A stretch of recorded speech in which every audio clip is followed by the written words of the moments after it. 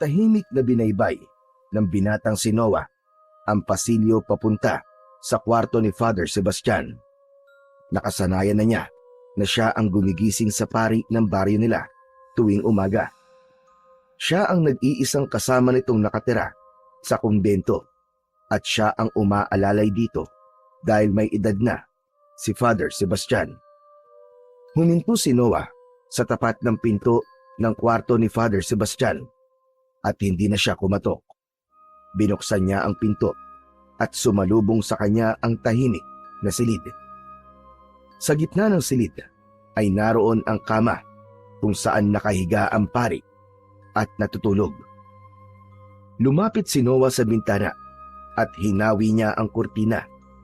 Binuksan na rin niya ang bintana upang pumasok doon ang sariwang hangin. "Father, nagluto na po ako ng almusal. Alam ko pong gusto niyo po ng daing na pusit na ibinigay nung matanda sa palengke kaya pinirito ko na po."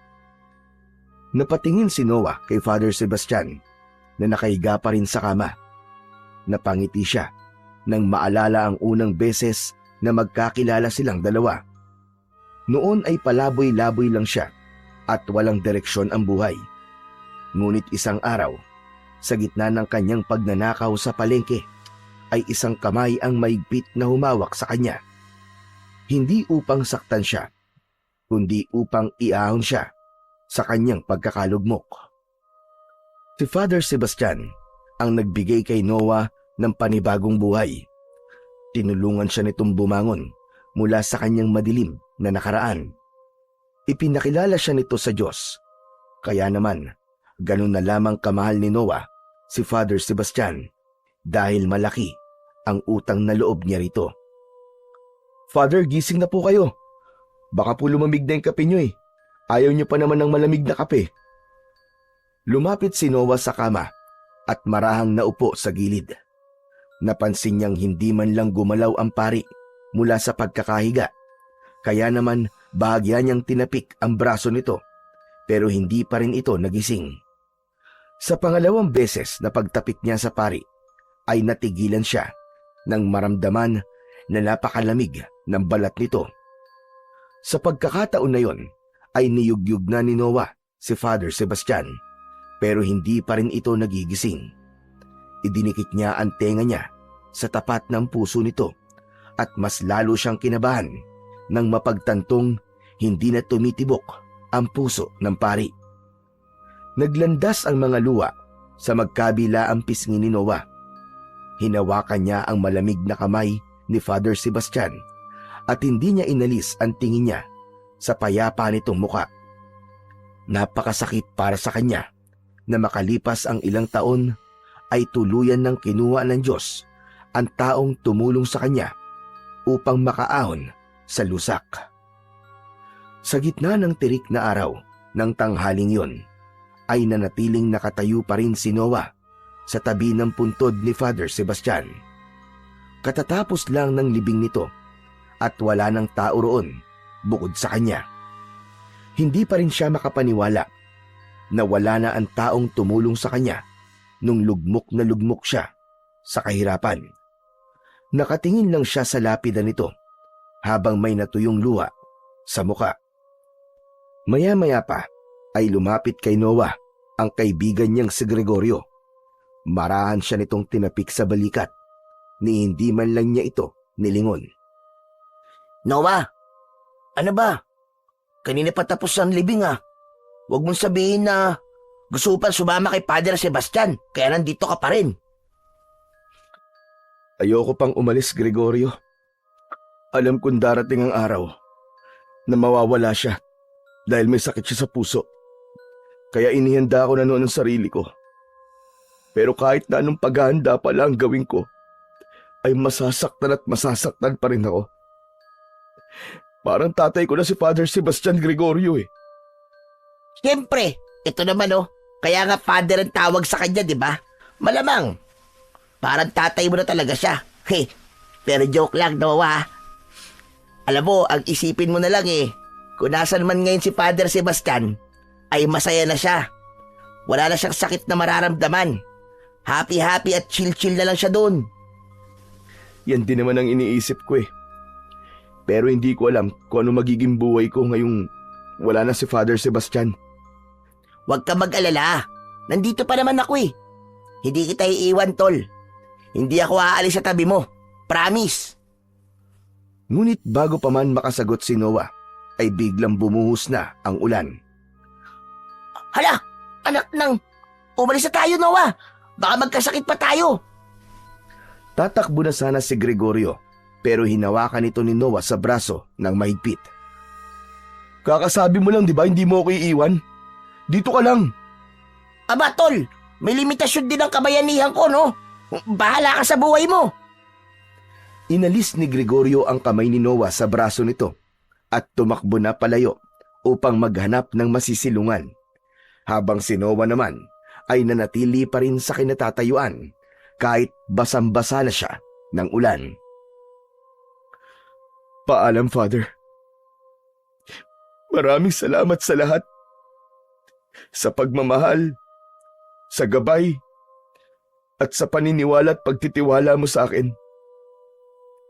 Hindi ko alam kung paano magsisimula nang wala ka. Pero susubukan ko para sa iyo. Matapos ang ilang minuto, ay naglakad na si Noah pabalik sa kumbento. Medyo humina na ang ulan, pero ang kalungkutan niya ay hindi pa rin nababawasan kahit konti. Nang makarating siya sa kumbento, ay dumiretso siya sa banyo para maligo. Matapos yon, ay nagpalit siya ng malinis na damit. Agad na nagtungo si Noah sa silid ni Father Sebastian. Pagpasok niya ron, ay naupo siya sa silya na malapit sa bintana. Yun ang paboritong pwesto ng pari, lalo na kapag nagpapahinga ito. Maya-maya pa ay tumayo si Noah at lumapit sa kama. Napakunot noo siya nang mapansin ang isang puting sobre na nasa labas at may nakasulat na pangalan ni Noah. Nakapatong ang sobre sa isang pahabang kahon. Nasa tansya niya ay 2 o 3 dangkal niya ang haba. Hindi na bago kay Noah ang kahon na yon dahil simula nang dumating siya sa kumbento ay naroon na yon. Ang iniisip niya ay baka lalagyan yon ng mga personal na gamit ni Father Sebastian gaya ng mga alahas. Kinuha ni Noah ang sobre at dahil nakapangalan naman yun sa kanya ay binuksan niya yon. Isang sulat yon mula kay Father Sebastian. Ang nakita niya na agad niyang binasa. Noah, kung hawak mo na ang sulat na ito, malamang ay wala na ako sa mundong ito. Nagpapasalamat ako sa mga araw na nakasama kita. Ngunit ang sulat na ito ay upang malaman mo ang kapalaran na alam kong nakalaan talaga para sa iyo. May isang bagay akong kailangan ipagkatiwala sa iyo. Sa baryo natin ay may nakaambang panganib. At sa lahat ng taong nakilala ko, ikaw lamang ang nakita kong may sapat na puso, tapang at pananampalataya upang harapin ito. Hanapin mo ang isang lalaking ang pangalan ay Andres. Siya ay naniniraan sa gitna ng kagubatan sa kanlurang bahagi ng ating baryo. Dalhin mo sa kanya ang kahon na pinatungan na sulat na ito. Siya na ang bahalang magpaliwanag sa iyo ng lahat. Huwag kang matakot, Noah. Hindi kita iiwan. Sa bawat hakbang mo ay nasa tabi mo lang ako. Napatitig si Noah sa kahon. Kinuha niya yon, pero hindi niya mabuksan dahil nakakandado. Binuhat niya ang kahon at napangiwi siya dahil meron yung kabigatan. Ano kayang laman ito? Saka, ano kayang tungkulin na sinasabi ni Father Sebastian? Maraming tanong ang gumulo sa isipan ni Noah matapos basahin ang sulat na hawak niya. Ganun pa man, alam niya na hindi siya ipapahamak ni Father Sebastian, kaya nagdesisyon siya na gawin ang nais nitong gawin niya. Nang sumunod na araw ay maagang nagising si Noah. Nagluto siya ng almusal at may lungkot siyang naramdaman dahil hindi niya nakasabay sa pagkain si Father Sebastian. Sa kabila ng kanyang pagluluksa, ay buo na ang kanyang desisyon. Gagawin niya ang huling kahilingan ng taong nagbigay sa kanya ng tahanan, direksyon at pananampalataya. Matapos kumain, ay nag-alay ng panalangin si Noah. Pagkatapos magdasal, ay nilagyan niya ng lubid ang kahon at ginawan niya yon ng paraan para maisukbit sa kanyang likod upang hindi siya ganong mahirapan sa pagdadala nun. Lumabas si Noah ng kumbento habang nagsisimula pa lamang magliwanag ang paligid. Habang naglalakad papunta sa gubat, ay nakasalubong niya ang kaibigan niyang si Gregorio. Napakunot ang noo ni Gregorio nang mapansin ang kahon sa likod ni Noah. Aba, Noah, malayo pang mahal na araw pero nagpipinitensya ka na kagad. Anong pinitensya sinasabi mo? May kailangan lang akong gawin sa gubat kaya dala ko tong kahon na iniwan sa akin ni Father Sebastian. Ano ka mo, sa gubat? Aba, anong gagawin mo ron? May misa ba doon na hindi namin alam? Anong minsan sinasabi mo? May tao kong kailangan hanapin doon. Nag-iwan kasi sa akin ng sulat si Father Sebastian. Ang sabi niya, hanapin ko daw si Andres na nakatira sa gubat. Sigurado ka ba sa sinasabi mo, tol? Sa pagkakaalam ko, walang nakatirang tao sa gubat Mga baboy remote ahas lang ang nandun. Pero yun na nakalagay sa sulat ni Father Sebastian Parang huling habili niya yun, kaya kailangan ko talagang gawin. Saglit na natahimik si Gregorio. Tila nag-iisip ito ng malalim. O sige, wala naman akong gagawin ngayon Kung gusto mo, samahan na lang kita. Baka kung ano pang mangyari sa'yo dun mag-isa ka lang. Mabuti pa nga, para naman meron akong kakwentuhan habang naglalakad. Matapos yun, ay magkasabay silang tumungo sa daan papunta sa gubat. Bawat hakbang ni Noah ay lumalakas ang kaba sa dibdib niya. Wala man siyang ideya sa kung ano ang mangyayari sa kanila sa gubat, ay tila may kung anong puwersa na umihila sa kanya para wag nang tumuloy. Pero dahil sa utos yun ni Father Sebastian, naniniwala siya na kailangan niya yung gawin. Makalipas ang halos 2 oras na paglalakad sa gitna ng kagubatan, ay may pagod ng naramdaman si Noah at alam niyang ganun din ang kaibigan niyang si Gregorio. Hanggang sa narinig na nga niya ang pagrereklamo ng kanyang kaibigan.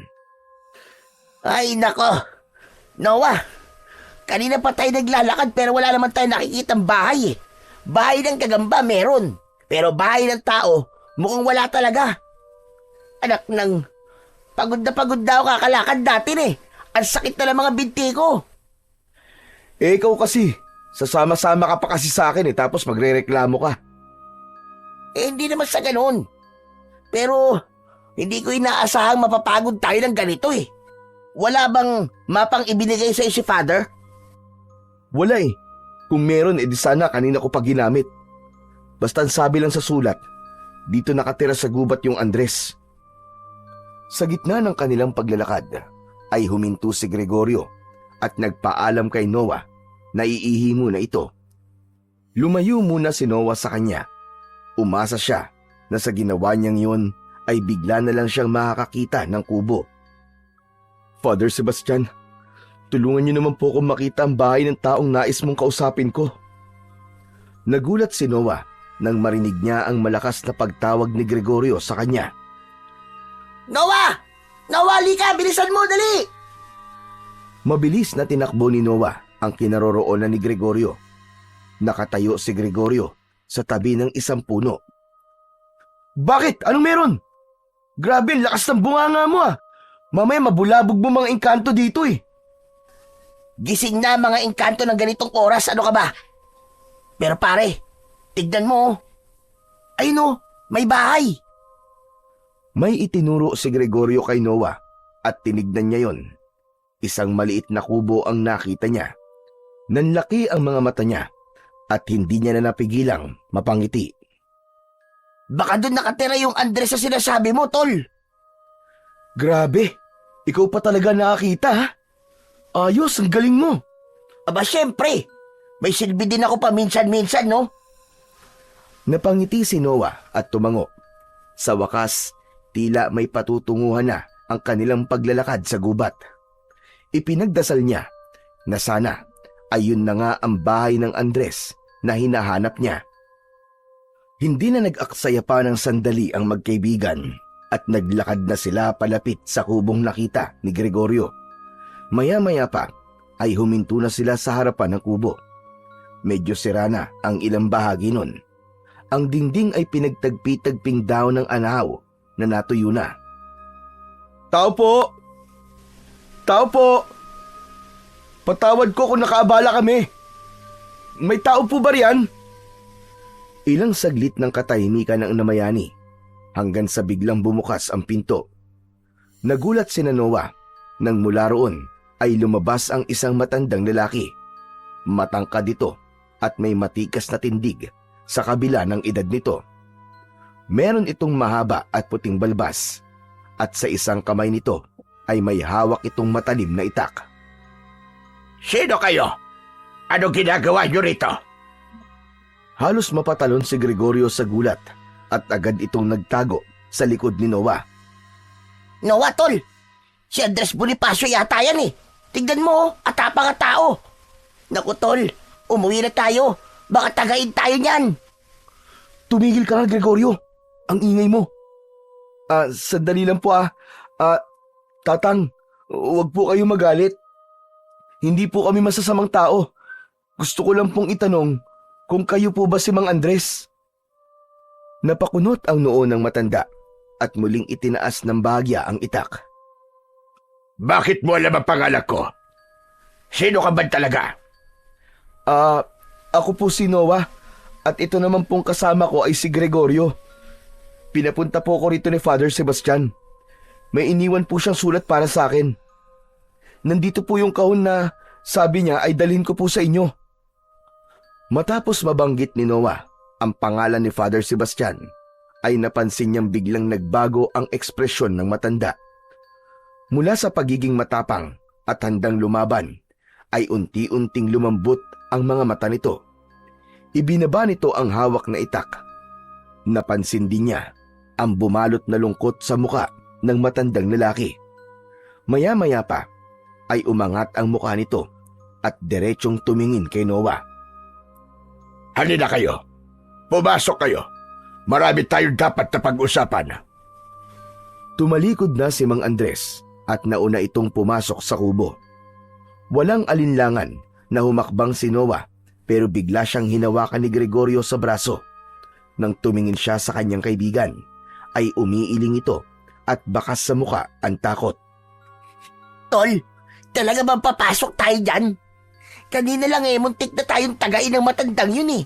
Baka mamaya, tol, sa loob niya tuloy ang pagtaga sa atin. Ayoko maging pork chop. Ang OA mo naman. Hindi naman niya tayo tatagain eh. Nagulat lang siguro siya sa pagdating natin. Nagulat? May itak sa kamay, nagulat? Aba, gano'n na ba nagugulat ngayon? Alam mo, kung natatakot ka, edi dito ka na lang sa labas. Pero ako, papasok ako. Mabilis ang naging hakbang ni Noah at hindi na siya lumingon pa. May tiwala siya sa sulat at huling kahilingan ng paring naging ama-amahan niya. Sa kanyang puso ay nararamdaman niyang ang lahat ng ito ay may dahilan. Hindi na rin nakatiis si Gregorio at sumunod na rin ito sa kanya. Pagpasok nila sa loob ng kubo, ay nakita nila ang mga lumang kasangkapan doon. May isang maliit na altar sa isang sulok ng kubo, habang si Mang Andres naman ay nakaupo sa sahig na kawayan. Sige na, maupo na muna kayo. Malayo ang nilakad nyo. Wala akong maiahain sa inyo. Pero kung tubig ang kailangan nyo, ay meron ako dito. Ayos lang po, Mang Andres. Hindi po kami nagpunta rito para kumain. Ang gusto ko lang po ay malaman po kung ano po ba talaga ang dahilan kung bakit pinapunta po ako rito ni Father Sebastian. Ibinaba ni Noah ang kahon mula sa kanyang likod at marahang inilapag yon sa gitna nila. Napatingin si Mang Andres sa kahon. Isang saglit ng katahimikan ang lumipas bago ito muling nagsalita. Ibig sabihin, ay patay na pala si Father Sebastian. Alam niyo na po. May nakarating po bang balita sa inyo? Hanep, grabe na talaga ang chismis ngayon, no? Kahit sa gitna ng kagubatan, nakakarating na. May pa-broadcast na ba mga hayop dito? Hindi. Walang dumating na balita sa akin. Pero nasabihin mong pinapunta ka rito ni Sebastian, ay alam ko na dahil yon ang usapan namin. Usapan? Ano pong usapan? Bata pa lang kami, ay magkaibigan na kami ni Sebastian. Magkasangga kami sa pakikipaglaban sa mga aswang noon. Pero magkaiba kami ng kakayahan kung saan kami magaling. Si Sebastian ay mahusay sa mano-manong pakikipaglaban. Ako naman ay sa anting-anting at mutya eksperto. Hindi ko alam na si Father Sebastian pala isang manunugis ng aswang. Pero ang kahon po, ano po bang laman yan? Hindi sumagot si Mang Andres. Sa halip, dahan-dahan itong tumayo at naglakad papunta sa sulok ng kubo. May kinuha itong maliit na kahon na yari sa kahoy. Nang bumalik ito, ay binuksan ito ang kahon at tumambad sa kanila ang isang susi. Inabot ni Mang Andres ang susi kay Noah. Agad naman niya yung tinanggap at matamang tinignan. Hindi niya na kailangan pang magtanong kung para saan ang susing yon. Maingat niyang isinuksok ang susi sa kandado ng kahon. Nang makarinig siya ng mahinang tunog mula sa kandado, ay binuksan niya na kagad ang kahon. Napasinghap si Noah nang makita nila ang laman ng kahon. Nasa loob nun ang isang mahabang krusipiho o crucifix na kulay ginto. Halos 2 dangkal ang haba ng crucifix at napakakintab nito. Kung ganyan pala, pinamanahan ka ni Father Sebastian ng gintong krusipiho. Aba, ayos Noah, mayamang ka na kapag nabenta mo yan. Hindi pwedeng ibenta ang krusipiho na yan. Napatingin si Noah kay Mang Andres. Kita sa mukha ng matanda ang seryosong ekspresyon habang tinititigan ang krusipihong nasa loob ng kahon. Mang Andres, ano po ba ang krusipiho na yan? Yan ang ginamit ni Sebastian doon sa pakikipaglaban sa mga aswang. Pero upang mas maging mabisa ang sandatang yan, ay niligyan ko yan noon ng isang makapangyarihang mutya. Ang mutya ng araw. Ang puting batong nasa gitna ng krusipiho, ang mutya na tinutukoy ko. Nanginginig ang mga kamay ni Noah. Nang kunin niya ang krusipiho mula sa loob ng kahon. Para siyang may hawak na sagradong bagay na hindi niya alam kung karapat-dapat ba niyang hawakan. Kaya po ba gusto ni Father Sebastian na daling ko to sa inyo? Para ibigay ko ang crucifix na ito sa inyo? Hindi, Noah. Hindi ko na kaya makipaglaban pa sa mga aswang dahil matanda na ako. Matagal na akong huminto sa gawain na yan. May usapan kami noon ni Sebastian na kung sakaling mamamatay siya, ay may papupuntahin siyang tao dito sa aking kubo na siyang pagkakatiwalaan niya ng krusipiho. Aba, kung ganon, ibig sabihin, isa sa atin ang tagapagmana, Noah. Ay nako, pasensya na. Pero hindi ko ata kakayanin yan. Marami akong ginagawa. Ayoko na lang dagdag na responsibilidad. Tumigil ka nga! Ang ingay-ingay mo, Gregorio. Sabit ka lang naman sa pagpunta rito eh. Ako lang ang tinutukoy ni Mang Andres, hindi ikaw. Kung ikaw, Noah, ang pinapunta rito ni Sebastian, ibig sabihin ay ikaw ang napili niya. Ikaw ang pinagkakatiwalaan niyang lumaban sa mga aswang sa propesiya na nakita ko noon. Ha? Ano pong propesiya, Mang Andres? Lulusob ang isang malakas na grupo ng mga aswang sa baryo niyo. Hindi ko alam kung kailan eksakto, pero nararamdaman ko malapit na. Kaya noon pa man, naghahanda na si Sebastian. Sinabi niya sa akin na kung sakaling bawian siya ng buhay bago dumating ang panahong yon, ay kailangan may magtatanggol sa mga tao sa baryo niyo laban sa mga aswang. At ikaw na ngayon, Noah. Napako ang paningin ni Noah sa krusipiho na nasa kanyang mga palad. Hindi niya alam kung ano ang mararamdaman niya ng sandaling yon. Naniniwala siya sa mga aswang, ngunit ang hindi niya maintindihan ay kung ano ang nakita ni Father Sebastian sa kanya at sa kanya niya ipinagkatiwala ang sandatang yon. Kailangan mo nang magsanay, Noah. Hindi sapat ang tapang na meron ka sa laban na kakaharapin mo. Kailangan mong matutunang gamitin ang krusipiho sa tamang paraan. Mang Andres, paano ko po ito magagamit ng tama? Wala po akong alam sa pakikipaglaban eh. Lalong-lalo na po sa mga aswang. Bahagyang ngumiti si Mang Andres, saka tumango. Huwag kang mag-alala. May gabay ka. Agmutya ng araw na nasa gitna ng krusipiho. Hindi lang yan pampalakas. Yan ang magiging gabay mo, Noah. Mararamdaman mo yon dahil ikaw na ngayon ang tagapangalaga niyan. Napasulyap si Noah sa mutya ng araw na nasa gitna ng krusipiho. Ngayon niya lang napansin na tila may bahagyang pagkinangyon kahit walang sinag ng araw sa loob ng kubo. At hindi lang yan isang ordinaryong krusipiho. Sa loob niyan ay may nakatagong mga sandata. Kinuha ni Mang Andres ang krusipiho mula kay Noah. Maingat nitong pinisil ang isang bahagi sa likod ng krusipiho. Biglang lumabas sa itaas na bahagi ng krusipiho ang isang mahabang patalim. Sa magkabila ang dulo ng krusipiho ay umusbong rin ang dalawang balaraw na mukhang matatalim at may nakaukit na mga sinaunang simbolo. Wow! Ang astig naman pala ng krusipiho na yan! Ito ang tunay na anyo ng krusipiho, Noah. May 3 sandata ka sa isang gamit lang. Maaari mo itong sabit sa likod mo upang mas madali para sa iyo ang pagdadala nito. Napalunok si Noah. Hindi niya akalaing sa loob ng krusipiho ay may mga nakatagong sandata. Ibinalik ni Mang Andres ang krusipiho sa kanya at nang muli niya yung mahawakan ay may kakaibang enerhiya na dumaloy sa katawan niya na alam niyang nagmula sa krusipiho. Pero, bakit ako? Bakit akong pinili ni Father Sebastian? Sigurado ko na may kilala siya na biyasa na sa pakikipaglaban sa mga aswang. Dahil may nakita si Sebastian sa'yo na nakikita ko rin sa'yo ngayon. May apoy sa loob mo na hindi kayang patayin ng kadiliman. Mahina ka pa ngayon, oo. Pero ang puso mo ay dalisay at matibay.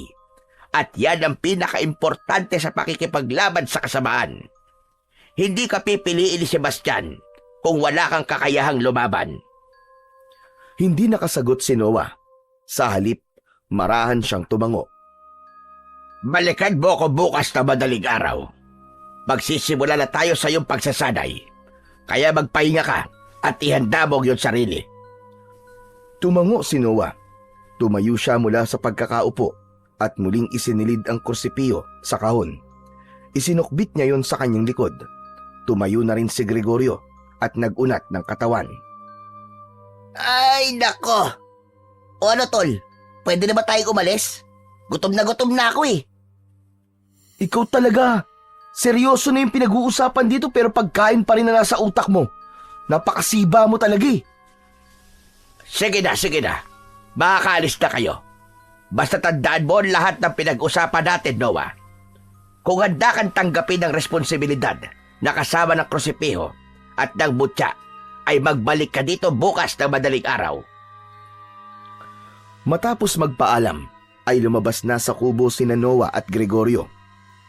Sa paglalakad nila palayo, ay tahimik lang si Noah. Ngunit sa loob-loob niya, unti-unting lumiliwanag ang isang tiyak na katotohanan na simula sa araw na yon ay isang malaking pagbabago sa buhay niya ang mangyayari. Mataas na ang sikat ng araw habang naglalakad sina Noah at Gregorio sa kagubatan pabalik sa kanilang baryo. Malalim ang iniisip ni Noah dahil hindi niya inasahan ang mga nalaman niya sa pagpunta niya sa bahay ni Mang Andres. Hanggang sa sandaling yon ay hindi pa rin siya makapaniwala na minsang naging manunugis ng aswang si Father Sebastian. Sa tagal nilang magkasama, kahit isang beses ay wala itong nabanggit sa kanya tungkol sa bagay na yon. O paano ba yan? Tagapagtanggol ka na pala ngayon, pare. Noah the Aswang Slayer. Ha! Ang astig ah. Hindi ko naman to pinangarap eh. Pero kung ito ang iniwan ni Father Sebastian para sa akin, tatanggapin ko. Siguro ito talaga ang gusto niya. Talagang mahal na mahal niya ang baryo natin. Kasi kahit wala na siya, ay gusto niya pa rin merong magbabantay dito laban sa mga kampo ng kadiliman. Hindi. Gusto lang niya ng libreng security guard para sa baryo natin. Oy, joke lang ha. Napailing si Noah, pero hindi niya napigilang matawa ng mahina. Loko ka talaga. Pero seryoso, tol. Iba yung naramdaman ko kanina habang hawak ko yung krusipiho. Para bang nasa tabi ko lang si Father Sebastian. Parang ginagabayan pa rin niya ako kahit wala na siya. Nung una, gusto ko lang malaman kung bakit niya ako pinapapunta kay Mang Andres. Hindi ko akalain na isang responsibilidad pa lang ibibigay niya sa akin. Kung ako yan, siguro hindi ko tatanggapin. Pupunta na lang ako sa puntod ni Father Sebastian at sasabihin ko sa kanya na, Father Sebastian, pasensya na. Wala sa job description ko yan eh. Tahimik silang nagpatuloy sa paglalakad. Sa bawat hakbang ni Noah ay mas lalong sumisiksik sa isip niya ang mga maaaring mangyari sa mga susunod na araw. Makalipas ang ilang oras ay nakalabas na sina Noah at Gregorio ng gubat. Nang makarating na si Gregorio sa tapat ng bahay nito, ay huminto muna sila. Oh, dito na muna ako ah. Paniguradong galit na naman si nanay sa akin. Ilang oras din akong wala sa bahay eh. Sige tol, salamat sa pagsama sa akin. O ikaw, uwi ka na rin ba? Hindi pa, dadaan muna ako ng sementeryo. Gusto ko lang makausap si Father Sebastian. O sige, ingat ka tol ah.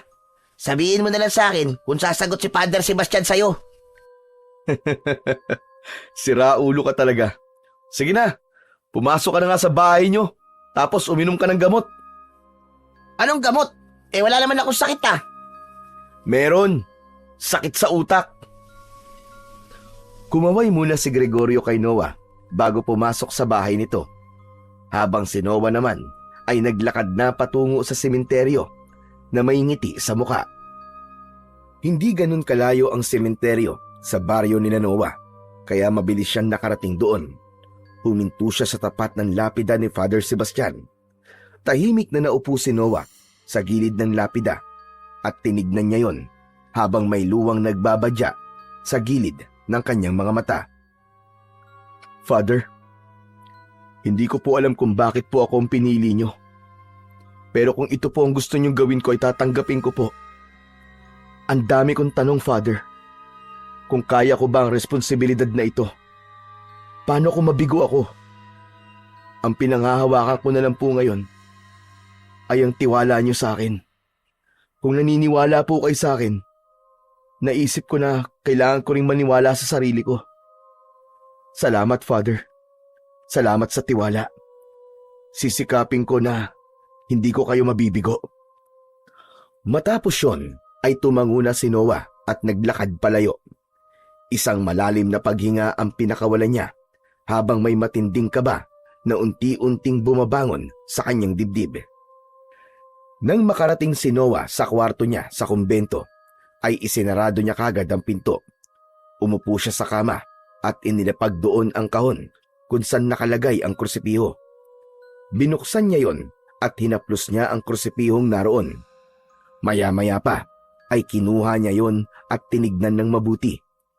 Napatitig siya ron ng matagal at umalingaw-ngaw sa loob ng kanyang isipan ang lahat ng sinabi sa kanya ni Mang Andres. Hindi nagtagal ay ibinalik niya sa kahon ang krusipiho at saka siya humiga sa kama.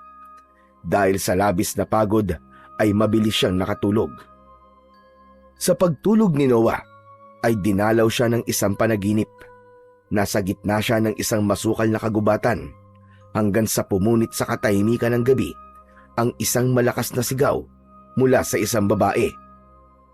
Tulungan mo ako! Tulungan mo ako, Noah! Napalingon si Noah doon at nakita niya ang isang babae na kinakaladkad palayo ng isang napakalaking aswang. Tumakbo si Noah upang iligtas ang babae. Tumingin ang babae sa kanya at nakita niya ang napakaganda nitong muka.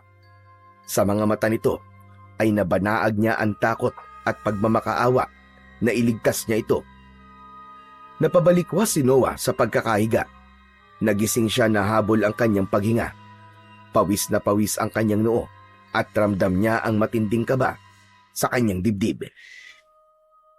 Napagtanto ni Noah na maaari na isang pangitain ang panaginip na yon, na malapit na talagang mangyari ang propesiyang sinabi sa kanya ni Mang Andres. Madaling araw pa lang ay gising na si Noah. Wala pang liwanag ng araw na sumisilip sa kalangitan, ngunit nakahanda na siya. Umalis siya sa kumbento na dala ang krusipiyo na nasa kahon. Pagdating niya sa kagubatan ay mas naramdaman niya ang lamig. Buo ang desisyon na magsanay sa tulong ni Mang Andres para sa nalalapit na pagdating ng mga aswang sa baryo nila. Nang marating ni Noah ang harapan ng kubo ni Mang Andres, ay nagulat siya nang makita niya si Gregorio roon na may hawak na tinapay sa isang kamay at tasa ng kape sa kabila. Ngumiti ito ng malaki at tumango sa kanya. "Hoy! Anong ginagawa mo rito?" Good morning, tol. Malamang, gusto kong makita kung paano ka turuan ni Mang Andres, no? Malay mo, matuto rin ako kahit papano. Grabe ka! Nauna ka pa talaga sa akin dito. Parang ikaw ang magsasanay ah. Alam mo naman na nakasupport ako palagi sa'yo, di ba? Malay mo, magiging sidekick mo ko. Karamihan sa mga superhero dapat may sidekick. Siyempre, wala nang ibang pwedeng maging sidekick mo kundi ako na best friend mo. Akala ko ba, hindi ka handa sa responsibilidad? Yung responsibilidad lang na kagaya ng sayo ang hindi ko kaya. Bago pa makasagot si Noah, ay bumukas ang pinto ng kubo at lumabas si Mang Andres. Nandito ka na pala, Noah. Masaya ako na narito ka. Ngayon ay sisimulan na natin ang pagsasanay mo. Huwag kang mag-alala. Hindi kita pababayaan. Handa ka na ba? Handa na po ako, Mang Andres. Buong-buo na rin po ang loob ko na tanggapin ang tungkulin na ipinagkatiwala sa akin ni Father Sebastian. Gagawin ko po ito bilang pag-alala sa kanya. Tumango si Mang Andres. Saka nito sinabi na sa likod ng kubo nito nila gagawin ang pagsasanay dahil mas malaki ang espasyo doon. Nagpatiuna na ito sa pagpunta roon, habang si Noah at Gregorio ay sandaling nagkatinginan at saka sumunod sa matandang lalaki. Agad na sinimulan ni Noah ang pagsasanay sa paggamit ng krusipiho sa tulong ni Mang Andres. Napansin niya na nung una ay mabigat ang krusipiho, pero nang sandaling yon ay naging magaan na yon. Ayon kay Mang Andres ay magandang senyalis yon dahil ibig sabihin ay tinanggap na talaga siya ng krusipiho at ng mutya bilang bagong tagapangalaga nito. Detalyado na itinuro sa kanya ni Mang Andres kung paano palabasin mula sa krusipiho ang dalawang balaraw sa magkabilaang dulo nito at ang mas mahabang patalim na nakatago sa mas mahabang katawan ng krusipiho.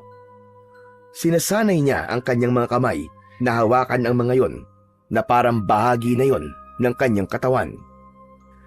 Habang ginagabayan siya ni Mang Andres sa wastong galaw, pagsalakay, pagdepensa at pag-iwas, ay nakaupo naman sa isang tabi si Gregorio na tahimik na nanonood lamang sa kanila.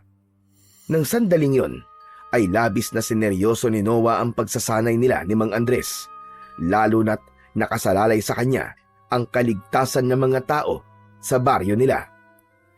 Iniiwasan niya na saka siya maghahanda kapag nasa harapan na nila ang panganib. Para sa kanya, mas mabuti na ang maging handa bago pa dumating ang unos. Matapos ang ilang oras na pagsasanay, ay halos bumigay na ang mga tuhod ni Noah sa pagod. Humihingal pa siya habang nakaupo sa lupa. Ang kamay niya ay nanginginig pa habang dahan-dahang ibinabalik ang mga patalim sa krusipiho. Sa di kalayuan Si Gregorio naman ay nakahiga sa damuhan habang may nakatakip na sombrero sa muka. Sa tagal ng pagsasanay ni Noah at Mang Andres ay nakatulog na ito na para bang mas pagod pa ito kumpara sa kanya. Maya-maya pa, lumabas si Mang Andres mula sa kubo. May dala itong 2 tasa ng mainit na salabat at inabot nito ang isa kay Noah. Umupo ito sa harap niya at matiim siyang tinignan. Mahusay ang ipinakita mo sa unang araw ng pagsasanay natin, Noah. Nakikita ko na likas sa iyo ang pagiging mandirigma. Pero tandaan mo na hindi lang lakas ang kailangan sa pakikipaglaban. Kailangan mo rin pag-aralan kung kailan ka lalaban at kailan ka atras. Mas lalong delikado kung puro tapang lang ang gagamitin mo. Dapat alam mo kung kailan ka dapat umatras. Walang karuwagan sa pag-atras. Ang importante ay hindi ka susuko na ipaglaban ang pinaglalaban mo. Maraming salamat po, Mang Andres. Napakalaki po talaga ng tulong niyo sa akin. Tatandaan ko po lahat ng itinuro at mga sinasabi niyo sa akin. Huwag ka muna magpasalamat sa akin, Noah. Nagsisimula pa lamang tayo. Marami ka pang dapat pagdaanan. Naiintindihan ko po. Tumango si Mang Andres, saka tumayo. Bumalik ka rito kahit na anong araw at oras na nais mong magsanay. Pero mas makabubuti na magsanay ka rin ng ikaw lang kung hindi ka makakapunta rito. Isang mahinang tango ang itinugon ni Noah sa sinabing yun ni Mang Andres. Nang sandaling yon ay mas lalong lumakas ang kaba niya. Nararamdaman niya na nalalapit na talaga ang araw kung saan kakailanganin niya ng gamitin ang krusipiho at ang mutya sa tunay na pakikipaglaban. Sa mga sumunod na araw ay nagpatuloy si Noah sa kanyang matinding pagsasanay sa tulong ni Mang Andres. Kapag hindi siya nakakapunta sa kubo ni Mang Andres, ay hindi niya sinasayang ang kanyang oras. Mag-isa siyang nagsasanay sa isang bakanting lupa sa likod ng kumbento. Dumating na rin ang bagong pari sa baryo na si Father Luis. Gaya ni Father Sebastian ay mabait din ito. Nang malaman ito na noon pa man ay sa kumbento na nakatira si Noah, ay hinayaan pa rin niya ito na manatili siya roon. Isang gabing matapos mag-ensayo si Noah sa likod ng kumbento, ay naglakad na siya sa gilid ng simbahan upang pumasok. Napahinto siya nang may natanaw siyang figura sa may harap ng simbahan. Isang babae ang nakatayo roon, na waring nakatitig sa pintuan ng simbahan. Nakaitim ito, mahaba ang buhok at animoy may hinahanap. Tila may kung anong humila sa kanya para lapitan ang babae. Habang papalapit si Noah sa babae, ay napakunot ang noo niya. Pamilyar ang mukha nito, na parang nakita niya na ito pero hindi niya matukoy kung saan o kailan. May dalang traveling bag ang babae, kaya nahinuha niya na galing pa ito sa ibang lugar o baryo. Miss, pasensya na. Gusto mo bang pumasok sa simbahan? Sarado ng simbahan eh. Bumalik ka na lang bukas ng umaga. Lumingon ang babae sa kanya.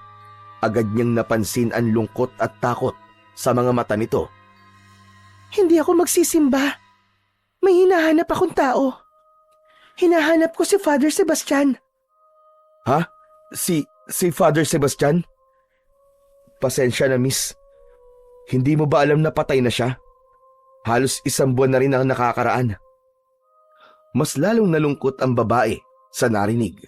Hindi ito nakapagsalita, na para bang tinatansya nito kung nagsasabi ba ng totoo o hindi ang kaharap. Miss, sandali lang. Ano ba talaga ang kailangan mo kay Father Sebastian? Si Father Sebastian lang ang gusto kong makausap. Siya ang dahilan kung bakit ako nandito. Pero kung patay na siya, aalis na lang ako. Patalikod na sana ang babae nang bigla itong natigilan.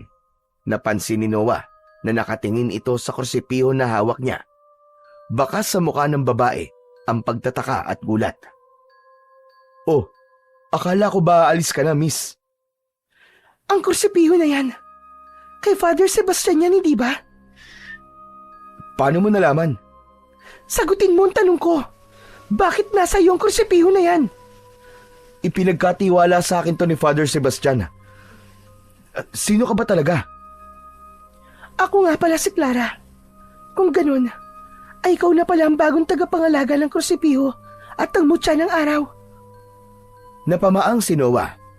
Napatingin siya sa kursipihong nasa kamay niya. Saka muling tumingin kay Clara. Noah. Noah ang pangalan ko. Pero, paano mo nalaman to? Bakit alam mo ang tungkol sa kursipiho at sa mutya ng araw? Hindi sumagot si Clara. Tinitigan lang nito si Noah ng diretso na parang may gusto itong sabihin. Ano? Tititigan mo na lang ba ako o sasagot ka? Kailangan ko si Father Sebastian dahil siya lang ang may kakayahan na magprotekta sa akin mula kina Lauro at sa mga alagad niyang aswang.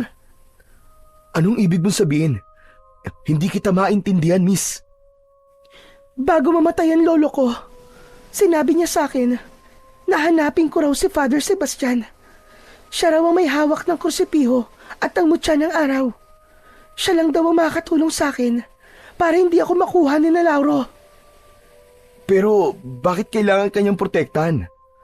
Bakit ikaw? At sino si Lauro? Hindi pa man nasasagot ni Clara ang tanong na yon ni Noah, ay bigla siyang may narinig na mahinang kaluskos mula kung saan. Pareho silang natigilan at sabay na napalingon sa pinanggalingan ng tunog. Napahawak si Noah sa hawakang parte ng kursipiho habang nakikiramdam. Nilakasan niya ang kanyang pakiramdam at naging alerto siya. Iba ang pakiramdam niya sa paligid. Parang may kung anong panganib ang nakaamba sa kanila ng mga oras na yon. Hanggang sa lumitaw sa kadiliman ang dalawang aswang. Naglalaway ang mga yon at nanlilisik ang mga mata. Umaangil ang dalawa na parang mababangis na hayop na handang umatake. Mabagal na naglakad ang mga aswang papalapit kina Noah at Clara. Napaatras si Clara at agad na nagtago sa likod ni Noah. Takot na takot itong napakapit ng maigpit sa damit niya. Noah, tulungan mo ko. Huwag mo kong hayaan makuha nila. Parang awa mo na. Huminga ng malalim si Noah at hinarap ang dalawang aswang. Pakiusap! Umalis na kayo! Huwag na kayo magsimula ng gulo dito! Anong ginagawa mo? Hindi uubra ang pakikipag-usap mo sa kanila. Kahit anong pakiusap mo, hindi aalis sa mga yan. Gamitin mo ang kursipiho at ang mutya ng araw para labanan ang mga yan. Napatingin si Noah sa kursipihong hawak niya. Nanumbalik sa kanya ang mga araw ng pagsasanay niya at ang mga tagubilin ni Mang Andres. Huminga siya ng malalim, saka sinabit ang kursipiho sa kanyang likod. Mabilis niyang inilabas mula roon ang dalawang balaraw na nakatago sa magkabilaang dulo ng kursipiho. Matapang na tumayo si Noah habang hawak ang mga sandata. Napakabilis ng tibok ng puso niya. Hindi dahil sa takot, kundi dahil sa pagkasabik, sapagkat sa wakas ay magagamit na niya ang mga ginawa niya sa pagsasanay sa unang pagkakataon. Sa isang iglap, sabay na sumugod ang dalawang aswang sa kanya. Ang mas maliit, ngunit mas mabilis sa dalawa ay umikot sa kaliwa ni Noah, habang ang isa naman ay sumugod mula sa kanyang harapan. Hinigpitan ni Noah ang hawak sa kanyang dalawang balaraw. Umatake ang aswang na nasa kanyang harapan. Mabilis na umiwas si Noah, habang si Clara naman ay tumakbo sa may pinto ng simbahan at sumiksik doon. Inundayan ni Noah ng saksak ang unang aswang. Umiwas ito, pero nadaplisan ito ng talim ng balaraw sa tagiliran. Sumigaw ang aswang na akala mo ay isa itong kinakatay na baboy. Sunod namang umatake ang isa pang aswang mula sa likuran ni Noah. Naramdaman ni Noah ang presensya nito, kaya dumapa siya at gumulong sa lupa. Nang dumaan sa harapan niya ang aswang, ay hiniwa niya ang binti nito. Natumba ito at nagpagulong-gulong, pero agad din itong tumayo. Ang isa namang aswang ay galit na tumalon papunta kay Noah. Ngunit handa si Noah. Sinalubong niya ang aswang at sinaksak niya ito gamit ang dalawang balaraw, isa sa dibdib at isa sa tiyan. Nang bumagsak sa lupa ang katawan ng aswang, ay nagsimulang mangitim ang balat nito. Nagulat si Noah nang biglang nagliyab ang katawan ng aswang hanggang sa naging abuyon. Muling umatake kay Noah ang natitirang aswang. Nagpalitan sila ng pag-atake, pero madaling naiwasan ni Noah ang lahat ng pag-atake ng aswang sa kanya, hanggang sa nagtagumpay siyang masaksak sa dibdib ang aswang, at gaya ng naunang aswang ay nasunog ito at naging abo. Matapos mapatay ang dalawang aswang, ay habol ni Noah ang kanyang paghinga. Hindi siya makapaniwala na nagawa niyang makapatay ng dalawang aswang. Ibinalik niya ang dalawang balaraw sa krusipiyo at naglakad siya papunta kay Clara. Inilahad niya ang kamay niya at tinanggap naman yun ng dalaga. Tinulungan niya itong makatayo. "Ligtas ka na, Clara. Wala ka nang dapat ikatakot." Salamat, Noah. Oo, sa ngayon ligtas ako. Tayo. Pero marami pang darating, Noah. Hindi lang dalawa, kundi marami. "Marami kang kailangang ipaliwanag sa akin, Clara. Siguro naman ay karapatang kumalaman ng lahat ngayong iniligtas kita." Tahimik na tumango si Clara. Walang pagtutol sa mukha nito. Naglakad si Noah papunta sa kwarto niya sa kumbento. Naramdaman niyang nakasunod sa kanya si Clara.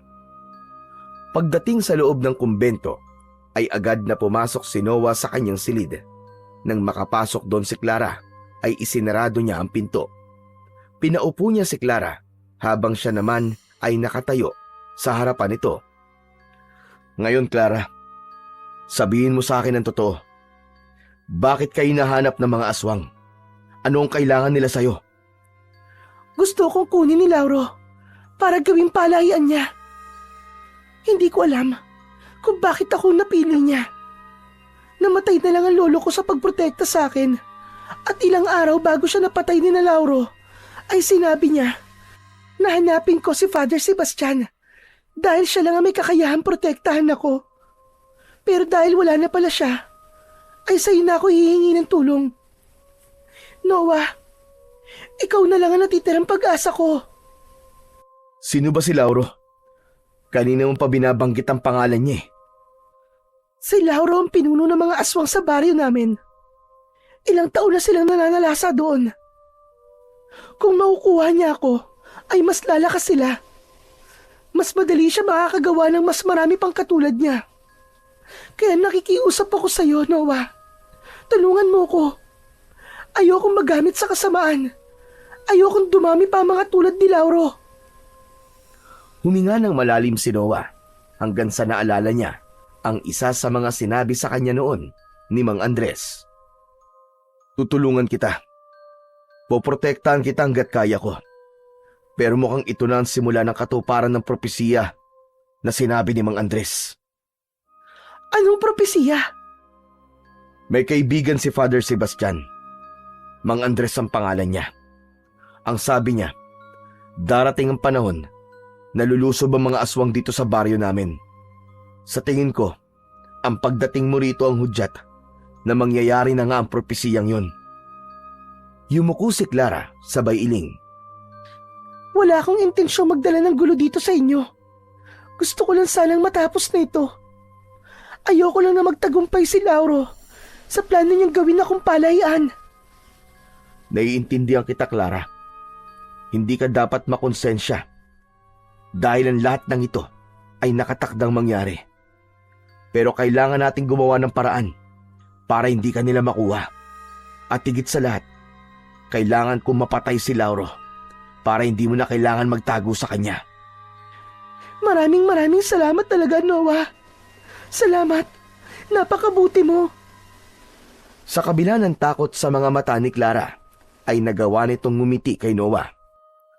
Alam ni Noah na delikadong kupkupin niya si Clara, pero hindi niya rin kayang pabayaan ito, lalo na't alam niya na kung gagawin niya yon, ay mas lalakas ang puwersa ni na Lauro at ng mga alagad nitong aswang. Makalipas ang ilang sandali, ay tahimik na ang silid ni Noah. Tulog na si Clara sa kama niya habang siya ay naglatag ng banig sa sahig at doon humiga. Gusto na rin niyang matulog pero mailap ang antok sa kanya. Kahit na anong pwesto ang gawin niya ay hindi siya mapakali. Ilang beses siyang pumikit pero nanatiling gising ang diwa niya. Paulit-ulit na bumabalik sa isipan niya ang sinabi ni Clara. Hanggang sa umupo si Noah at tinitigan niya si Clara na mahimbing na natutulog. Payapa ang mukha nito pero alam niya na sa likod nun ay takot na takot ito. Kailangan ko makausap si Mang Andres. Baka alam niya kung anong tama at maganda naming gawin. Bumalik sa pagkakahiga si Noah. Mariin niyang ipinikit ang kanyang mga mata at kinumbinsi niya ang sarili na matulog na. Naniniwala siya na simula sa gabing yon ay magsisimula na ang napakalaking pagbabago sa buhay niya. Hindi lang si Clara ang kailangan niyang protektahan mula sa mga aswang, kundi maging ang kanilang buong baryo. Pagsapit ng madaling araw, ay bumangon na si Noah. Tinignan niya muna ang natutulog pa rin na si Clara bago siya lumapit dito. Maraan niyang niyugyog ang balikat nito. Nang magising ang dalaga, ay may pagtataka siya nitong tinignan. Pasensya na Clara kung ginising kagad kita, pero kailangan nating umalis dahil meron tayong pupuntahan. Saan tayo pupunta? Kay Mang Andres. Kailangan nating malaman kung ano ang dapat nating gawin. Sa ngayon kasi, ay wala pa akong maisip na tamang gagawin natin. Tumango si Clara at tahimik na tumayo. Itiniklop nito ang kumot at inayos ang pagkakasalansan ng mga unan. Lumabas ng kwarto niya si Noah at nagtungo siya sa kusina. Nagtimpla siya ng kape at kumuha ng tinapay. Iniligay niya yon sa tray at sa kanya binalikan si Clara. Inilapag niya ang tray sa maliit na lamesa na nasa tabi ng kama. O Clara, kumain ka muna. Mahaba-haba ang lalakarin natin eh. Maraming salamat, Noah. Tahimik na kinuha ni Clara ang tasa ng kape at uminom. Si Noah naman ay umupo habang nakatanaw sa bintana. Matapos ang ilang minuto ay natapos na sa pagkain si Clara. Tumayo na ang dalaga at kinuha ang bag nito. Anito ay handa na itong umalis. Walang imikan silang lumabas ng kumbento. Sinalubong sila ng malamig na simoy ng hangin sa labas. Umasa si Noah na may magandang ideya na maiisip si Mang Andres sa sitwasyon nila ng sandaling yon. Makalipas ang ilang minutong paglalakad, ay nakarating na sina Noah at Clara sa kagubatan. Tahimik pa rin silang naglalakad. Bahagya nang sumisikat ang araw ng oras na yon, kaya kahit papano ay maliwanag na ang kanilang dinadaanan. Bahagyang nauuna sa paglalakad si Noah habang nakasunod naman sa kanya si Clara. Maya-maya pa ay nagsalita si Clara dahil tila nainip na ito. Ang tahimik ng baryo niyo, Noah. Napakalayo sa baryo kung saan ako nanggaling. Tama ka, Clara. Pero sigurado ko na mawawala rin ang katahimikang ito dahil nandito na mga aswang. Pasensya na. Alam ko nga kung dahilan kung bakit nandito sa baryo niyo mga aswang.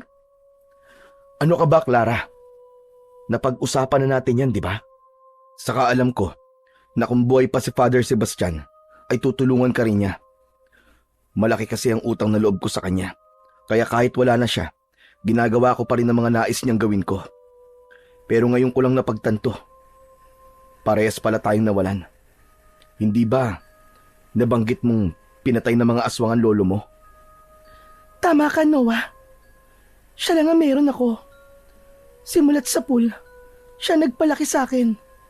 Kaya't napakasakit para sa akin ang kamatayan niya.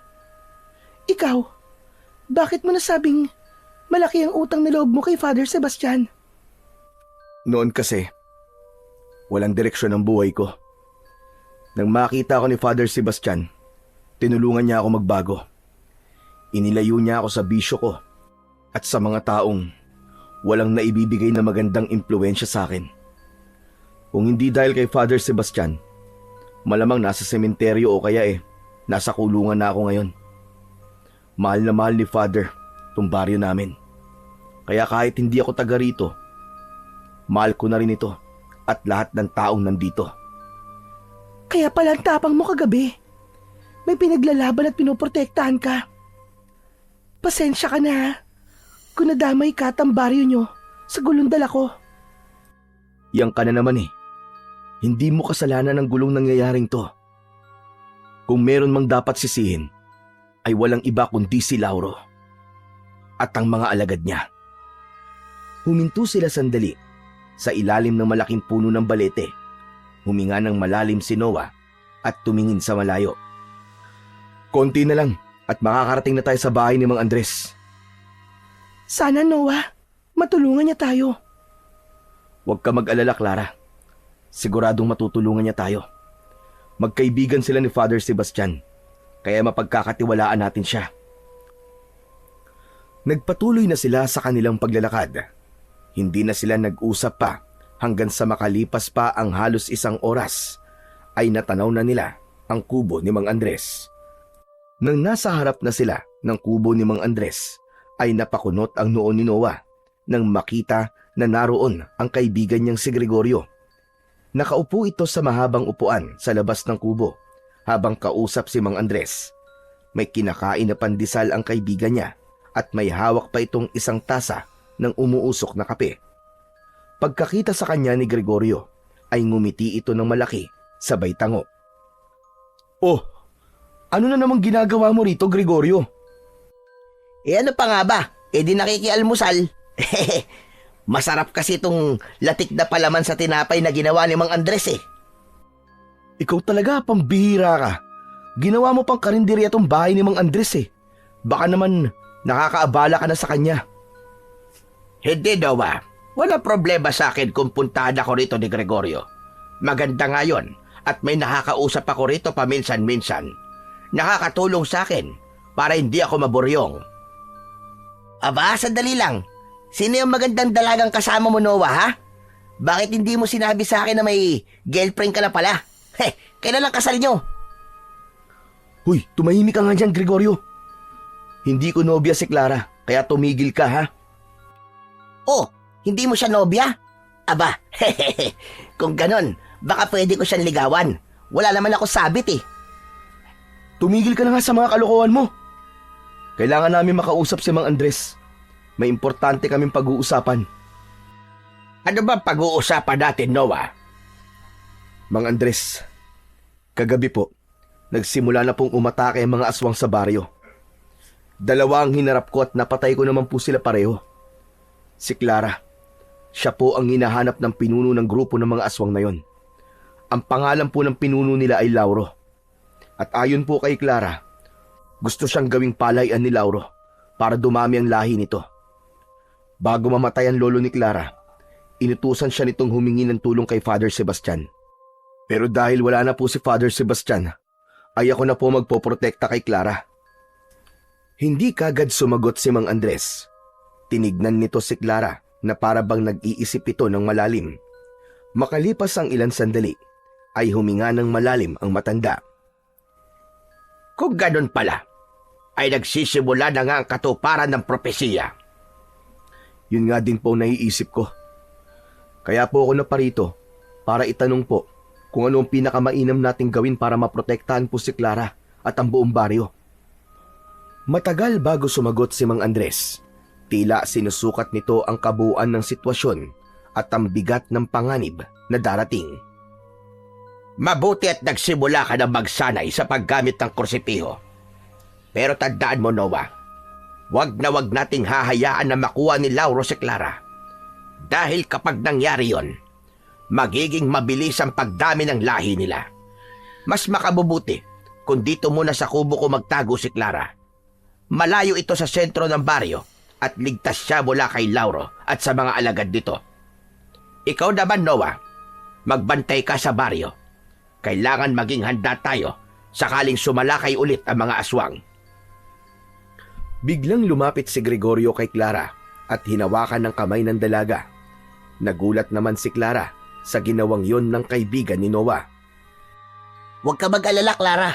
Sasamahan ko si Mang Andres sa pagprotekta sa'yo dito. Hindi kita pababayaan. Parang aswang ka rin yata, Gregorio eh. Natatakot ako sa'yo. Agad na lumapit si Noah at marahas na inalis ang kamay ni Gregorio mula sa pagkakahawak kay Clara. Hoy Gregorio, hindi mo dapat hinahawakan ng kahit na sino, lalo na mga babae na walang permiso sa kanila. Napakamot sa batok si Gregorio at tila napahiya. Ang mabuti pa, ikaw na lang ang sumama sa akin sa pagbabantay sa baryo, Gregorio. Mas mapapakinabangan ka ron. Clara, payag ka ba sa suwestyon ni Mang Andres? Oo, kung makakatulong yun para hindi ako makuha ni Lauro at para makaligtas din ng baryo, ay papayag ako. Tumango si Noah at humarap kay Mang Andres. Kami na pong bahala sa pagbabantay. Ingatan niyo po si Clara, Mang Andres. Tumango si Mang Andres. Kahit paano ay nabawasan naman ang kaba ni Noah at ang takot niya na makuha ni Lauro si Clara. Hindi niya alam, pero simula nang malaman niya ang sitwasyon ni Clara ay nagkaroon na siya ng kagustuhan na protektahan ito. Simula noon ay gabi-gabi nang nagbabantay si Noah sa baryo nila kasama ang kaibigang si Gregorio. Naghahati sila sa paglibot sa mga kalye at sa paligid ng mga bahay. Palaging dala ni Noah ang krusipiyo para handa siya kung sakaling magkaroon ng biglaang labanan. Habang ang mga tao ay mahimbing na natutulog, sila ni Gregorio ay sinisiguro na ligtas ang lugar. Paminsan-minsan ay dinadalaw ni Noah si Clara sa kubo ni Mang Andres upang masiguro na ayos lang ito. Sa bawat gabing lumilipas, dama ni Noah ang bigat ng responsibilidad sa kanyang balikat, hindi lamang para kay Clara, kundi para sa buong baryo. Isang gabi, tahimik na nagroronda sina Noah at Gregorio sa kanilang baryo. Nakasabit sa likod ni Noah ang krusipiyo, habang si Gregorio naman ay may dalang itak. Hindi alam ni Noah, pero maalinsangan ang hangin ng gabing yon na para bang may panganib na paparating. Hanggang sa may narinig silang mga sigawan ng mga tao. Mabilis na nagkatinginan ang dalawa, sa kasabay na tumakbo patungo sa pinagmumulan ng kaguluhan. Sa pagdating nila sa gitna ng baryo, ay bumungad sa kanila ang nakakatakot na tanawin. May mga taong nagtatakbuhan habang nagtutulakan. Nakita ni Noah kung bakit tumatakbo ang mga tao, at yun ay dahil sa isang kumpol ng mga aswang. Sa unahan ng mga yon ay isang may kalakihang aswang ang naroroon. Agad naramdaman ni Noah ang kakaibang lakas ng aswang na nasa unahan. Huminto ang malaking aswang at tinignan ang mga taong naroon. Ako si Lauro, ang pinuno ng mga aswang na nasa inyong harapan. May hinahanap akong dalaga na nagngangalang Clara. Ilabas niyo siya at ibigay sa akin. Kung ibibigay niyo siya sa akin, ay walang kailangan masaktan sa inyo. Sisiguraduhin kong hindi dadanak ang dugo sa baryong ito. Humakbang si Noah paunahan at walang takot niyang tinignan si Lauro ng diretso sa mga mata nito. Sa wakas ay nakaharap na niya ang pinuno ng mga aswang na tinutukoy ni Clara. Wala rito ang babaeng hinahanap mo. Umalis na kayo rito at huwag kayong manggugulo. Alam kong nandito si Clara. Isa sa mga tauhan ko nakakita sa kanya na nagtungo rito. Ito ang tandaan niyo lahat. Bibigyan ko kayo ng palugit hanggang bukas ng gabi. Kung hindi niyo may ihaharap si Clara sa akin, ay sasalakay kami rito at sasabihin ko na agad sa inyo na marami ang mamamatay. Pero kung may nais sa inyo na masiguro ang kanyang kaligtasan, maaari niyong dalhin si Clara sa aming kuta sa gubat. Matatagpuan niyo yon malapit sa may ilog. Nasa inyo ang desisyon kung nais niyo pang mabuhay o hindi na. Matapos yung sabihin ni Lauro, ay inutusan nito ang mga alagad nito na umalis na. Magkakasabay na umalis ang mga yon. Napako si Noah sa kanyang kinatatayuan. Alam niyang seryoso si Lauro sa banta nito, pero handa siyang lumaban at kahit na anong mangyari, ay hindi niya rito isusuko si Clara. Kinabukasan ng umaga ay magkasamang nagtungo sina Noah at Gregorio sa gubat upang puntahan sina Clara at Mang Andres. Pagkarating nila sa kubo ni Mang Andres, ay nadatnan nilang nakaupo sa bangkito si Mang Andres, habang si Clara naman ay abala sa pagsasampay ng mga damit na nilabhan nito. Agad silang lumapit kay Mang Andres. Nang makita sila ni Clara, ay lumapit na rin ito sa kanila. Sa mga mukha nyo, ay parang hindi maganda ang balitang sasabihin nyo. Hindi po talaga maganda, Mang Andres. Dumating si Lauro kagabi sa baryo. Nagpakita siya sa harap ng mga tao kasama ang iba pa niyang mga kasamahan. Hinahanap po niya si Clara. Binigyan niya kami ng palugit hanggang bukas ng gabi, at kapag hindi namin isinuko si Clara, ay tuluyan na po niyang sasalakayin ng buong baryo. Nangyari na nga ang kinatatakutan dating lahat. Sabi niya rin, kung sino raw ang makapagdadala kay Clara sa kuta nila na nandito raw sa loob ng gubat, ay hindi nila papatayin. Diyos ko, nandito lang pala sila sa malapit. Kung ganun, ano gagawin natin? Huwag ka mag-alala, Clara. Poprotektahan kita at hindi kita pababayaan. Hanggang nabubuhay ako, wala kang dapat na ikatakot. Akong bahala sa'yo. Tignan mo to. Sinolo mo na naman ang pagprotekta kay Clara. Ako, ikaw at si Mang Andres. Tayong tatlo ang poprotekta sa kanya. Nagpapabibo ka na naman eh. Nagtaka sila nang biglang naluwa si Clara. Maya-maya ay tuluyan na itong napaiyak at humikbi. Lumapit agad si Noah sa dalaga. Bakit ka umiiyak? Natatakot ka ba? Pasensya na talaga sa inyong lahat. Nagpapasalamat ako sa pagprotekta niyo sa akin. Kahit hindi niyo ako lubusang kilala. Pero hindi maalis sa isip ko na ako ang dahilan kung bakit kayo nasa ganitong sitwasyon. Ako ang hinahabol ng mga aswang. Ako ang gusto nila. Dahil sa akin, ay nanganganib kayo pati na ang buong baryo nyo. Hindi mo ito kasalanan, Clara. Matagal nang nakatakda ang pangyayaring ito. Kahit hindi ka dumating sa baryo, ay mangyayari at mangyayari ito sa ibang paraan. Ang pagdating mo ay hindi ang sanhi, kundi ang tanda ng pagsalakay ng mga aswang. Hindi ko alam. Pero hindi ko maalis sa akin ang makonsensya. Mas mabuti pa yata isuko ko na lang ang sarili ko kay Lauro. Kung yun ang ikaliligtas ng baryo nyo, ay handa na akong isakripisyo ang sarili ko. Alam mo mangyayari kapag isinuko mo sarili mo sa kanya, Clara. Isa pa, hindi tayo sigurado kung tutupad nga si Lauro sa sinabi niya na hindi siya sasalakay sa baryo kapag nakuha ka niya. Tandaan mo, marami sa mga aswang ang tuso. Sa kabila ng mataas na emosyon ni Clara, ay nanatiling tahimik si Noah. Kanina pa siya nag-iisip ng dapat nilang gawin upang matalo si Lauro at ang mga alagad nito.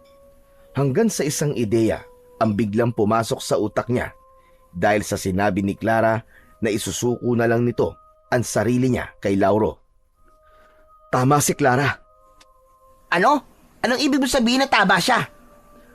Mas mabuti nga siguro na isuko na lang natin siya. Ano? Naiibang ka na ba, Noah? Akala ko ba poprotektahan natin siya? Anong sinasabi mong isusuko na lang natin siya? Hindi yun ang ibig kong sabihin. May naisip akong paraan, Gregorio. Kung gusto ni Lauro sa Clara, ay ibibigay natin siya. Marahang gumuhit sa labi ni Noah ang isang ngiti. Matapos yun, ay ipinaliwanag na niya ang gagawin nila at kahit ang mga kasama niya ay pumayag sa planong naisip niya. Alam nilang magiging mapanganib ang susunod nilang hakbang, ngunit para kay Clara at sa baryo, handa silang gawin ang lahat.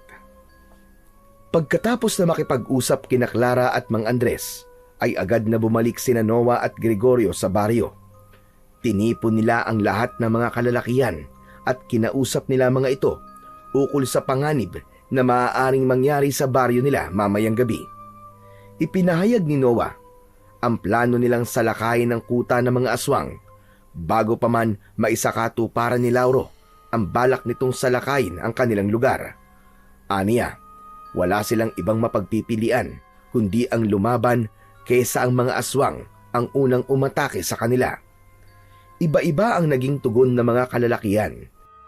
May ilan na agad na tumanggi dahil hindi kayang ipagsapalaran ang sariling buhay sa laban na wala silang katiyakan kung mananalo sila. Ngunit may ilan ring hindi nagdalawang isip at nagsabi na handa ang mga ito na lumaban. Hindi man ganun karami ang nagkaroon ng lakas ng loob na lumaban. Para kay Noah ay sapat na yon upang magkaroon sila ng kahit na konting pag-asa na manalo sa laban nila mamayang gabi. Ipinaliwanag na rin ni Noah sa mga kalalakihang pumayag na umatake sa kuta ng mga aswang ang gagawin ng mga ito. Tiniguro niya na naintindihan ng lahat ang plano nila bago niya pinauwi ang mga yon. Kinagabihan, habang nasa kwarto niya si Noah sa kumbento, ay may narinig siyang katok sa pinto. Binuksan niya yon at bumungad sa kanya ang kaibigan si Gregorio na may dalang isang bayong. Agad niyang pinapasok ang kaibigan na bakas ang takot at kaba sa muka. "Dala mo na ba yung pinapadala ko sa'yo?" Tumango si Gregorio at inilapag ang bayong sa lamesa. Mula roon ay inilabas nito ang isang bulaklaking duster na may palamuti sa laylayan at isang kupas na balabal. Kay nanay to, tol. Paborito niyang duster to, kaya sigurado ako magagalit siya kapag nalaman niyang kinuha natin to. Huwag mo nang isipin ang galit ng nanay mo. Isipin mo na lang ang mga taong maliligtas mo dahil sa duster na yan. Sige na, magpalit ka na ng damit. Hindi na nagreklamo si Gregorio at pumasok na ito sa maliit na banyo sa kwarto ni Noah. Makalipas ang ilang minuto ay lumabas ito na suot ang duster. Nakasuot din sa ulo nito ang balabal na parang belo. Halata sa mukha nito ang kaba at pagkailang habang si Noah naman ay hindi mapigilang mapahagalpak ng tawa dahil sa itsura ni Gregorio.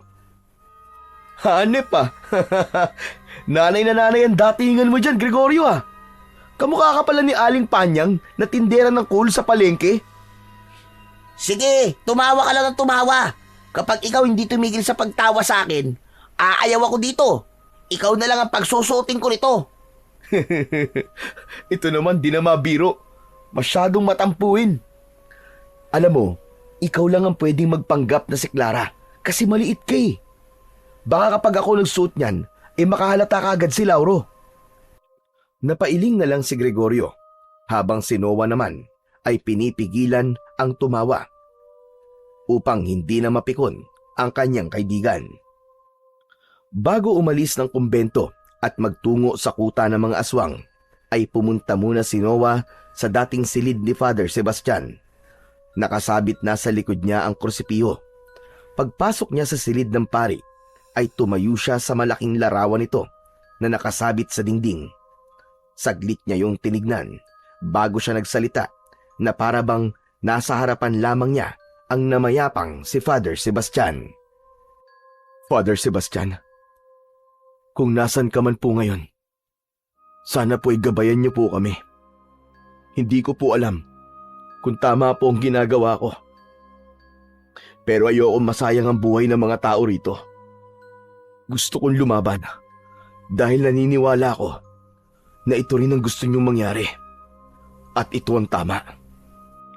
Ilang saglit pa siyang nanatili roon at pagkatapos ay nagdesisyon na siyang lumabas ng simbahan.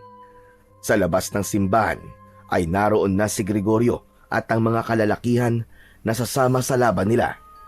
Lahat ay may kanya-kanyang dalang sandata, gaya ng itak, sibat at matitigas na kahoy. Matapang na humarap si Noah sa lahat ng naroon. "Alam niyo na ang gagawin niyo mga kasama. Walang puwang para magkamali ang kahit na isa sa atin. Dahil hindi lang buhay natin na nakasalalay dito, kundi buhay ng lahat ng tao sa baryo natin. Matapos yun, ay nagsimula na silang maglakad patungo sa kuta ni na Lauro na nasa gubat. Kinakabahan at natatakot si Noah, pero ayaw niya yung ipakita sa mga kasama niya dahil alam niya na lahat ng naroon ay sa kanya humuhugot ng lakas ng loob. Bawat takbang niya ay sinasamahan niya ng pagdadasal na sana ay magtagumpay sila sa gabing yun. Mabigat ang bawat takbang ni Noah habang binabagtas nila ni Gregorio at ng mga kalalakihan ang masukal na daan patungo sa kuta ng mga aswang. Sa kabila ng katahimikan ng gabing yun, alam niya na sa kanilang destinasyon ay naroon ang mangyayaring malaking kaguluhan. Noah, pakiramdam ko, pinagtatawanan ako ng mga kasama natin. Bakit ba kasi kailangan ko pa magpanggap na si Clara eh? Pwede namang sugurin na lang natin kagad yung mga aswang sa kuta nila. Doon din naman ang punta ng plano natin ito, hindi ba? Hindi maganda na umatake tayo kagad. Mas mabuti kung iisipin nilang wala tayo o ako ron para makipaglaban. Kapag bababa ang depensa nila, mas malaki ang tsansa nating manalo. Tumango si Gregorio, bagamat halatang hindi pa rin ito gusto ang kasalukuyang papel na ginagampanan sa planong yun ni Noah. Nang malapit na sila sa ilog, ay nagbigay na ng hudyat si Noah. Isa-isa nang naghiwa-hiwalay ang mga kalalakihan at nagsimulang magtago sa likod ng mga puno at makakapal na halaman. Hanggang sa si Gregorio na lamang ang naiwan sa tabi ni Noah.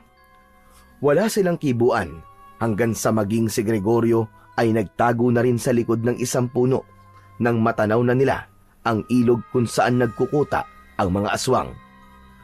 Mas lalo pang nilakasan ni Noah ang loob nang mag-isa na lang siyang naglalakad.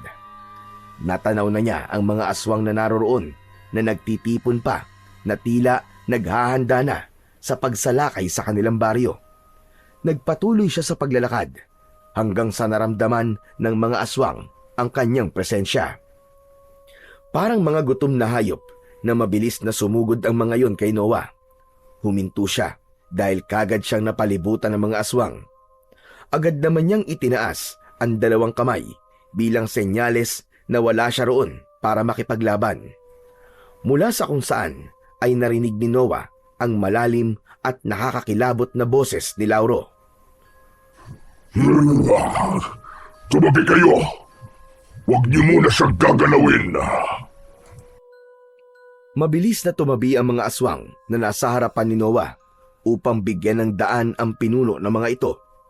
Naglakad si Lauro papalapit kay Noah at huminto ito na halos isang dipa na lamang ang layo mula sa kanya. Matangkad si Lauro, malaki ang katawan nito at kulay itim ang balat.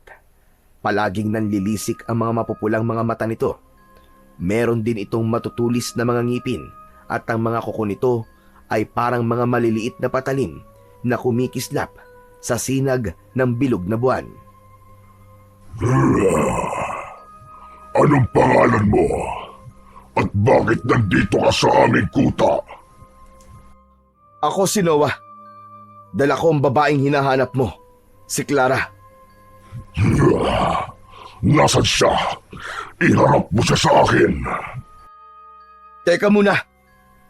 Nais ko lang makasiguro, Lauro, na kapag binigay ko na siya sa'yo, nangangako ka bang hindi mo nasasaktan ng mga tao sa baryo namin? Yan ang kasunduan. Kapag nakuha ko na siya, ay walang masamang mangyayari sa baryo niyo. Huwag kang mag-alala. Bilang pinuno ng mga aswang, ay may isa kong salita. Lumingon si Noah sa kanan at saka sumigaw. Clara! Halika na! Lumabas ka na sa pinagtataguan mo!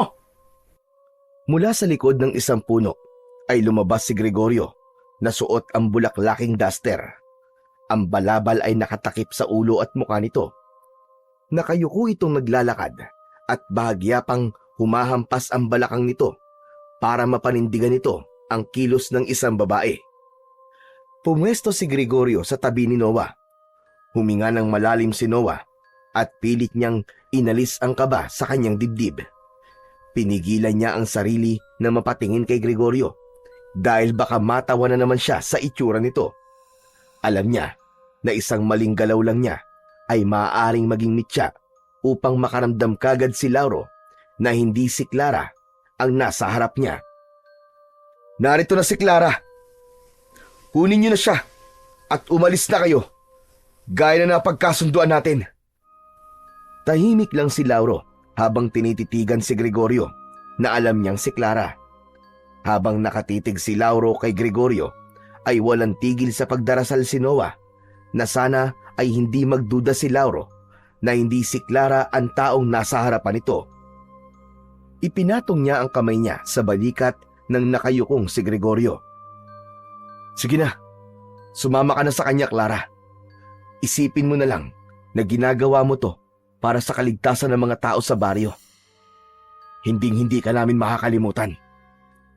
Salamat, Tol. Nanlaki ang mga mata ni Noah nang biglang nagsalita si Gregorio. Marahil ay masyado itong nadala sa eksena, kaya ito biglang nagpasalamat sa kanya. Maging si Lauro ay nagulat din at mas lalong nanlaki ang mga mata. Hinablot at hinila ni Lauro ang balabal na nakatakip sa muka ni Gregorio. Hindi ikaw si Clara! Niloloko niyo ako! Hindi! Ako talaga si Clara! Maniwala ka!